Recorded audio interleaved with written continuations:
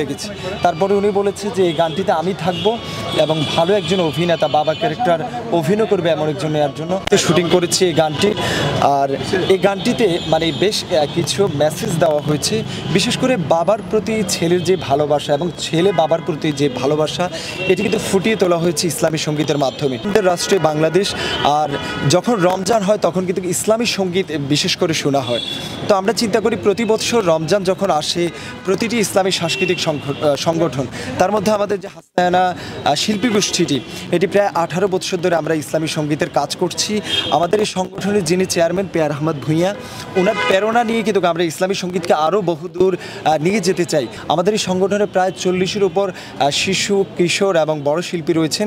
তাদেরকে full support দিচ্ছেন SP Bhuiyan steel corporation Peyar Ahmad Bhuiyan. যে বাবা হারানোর পরে বুঝে যে আসলে বাবা কি। কতদিন প্রাণ খুলে ডাকি না বাবা কি, বাবার আদর স্নেহ জুটল না ভাগ্যে।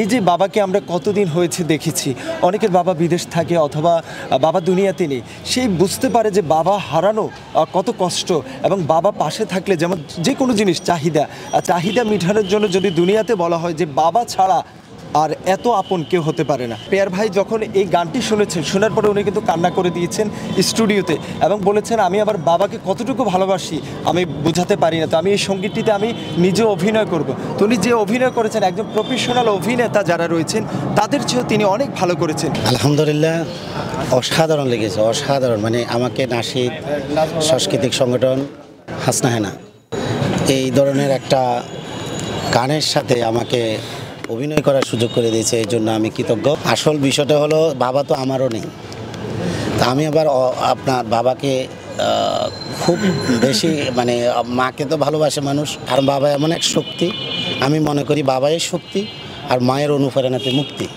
তো বাবা যেহেতু শক্তি, মানে ক্ষমতা একটা সন্তানের জন্য দরকার, বেঁচে থাকার জন্য দরকার, সেই ক্ষমতাটা হলো কিসের ভিতরে, যেমন একটা সঠিক জায়গা দিক নির্দেশনার জন্য বাবাই যথেষ্ট। আমার স্লোগান হলো বাবাতে শক্তি, মায়েতে মুক্তি। চেষ্টা করেছি নতুন হিসেবে, আমি তো কখনো ইয়াতে নাই, এইসব অভিনয় কখনো জড়াই নাই যে কোনো বিষয়তে, এটা নতুন একদম।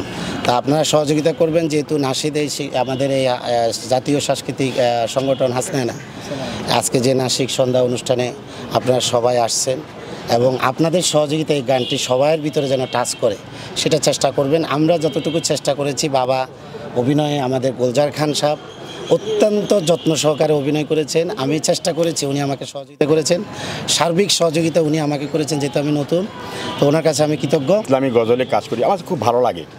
ইসলামী গজলগুলি খুব শুনতেও ভালো লাগে এবং কাজ করতেও ভালো লাগে। যখন আমাকে বললো যে ভাই কালকে আমাদের শুটিং হবে নোয়াখালীতে, আপনাকে আজকে যেতে হবে, তখন আমি চলে এলাম। পেয়ার ভাইকে দেখলাম, তখন তো আমি চিনি না পেয়ার ভাইকে, কিন্তু ওনার মুখটা দেখি আমার কেমন যেন ভালো লাগলো। আমি চলে গেলাম নিঃসন্দেহে। ওখানে গিয়ে দেখি আরেক ভাই হোসেন মাহমুদ, উনি শিল্পী।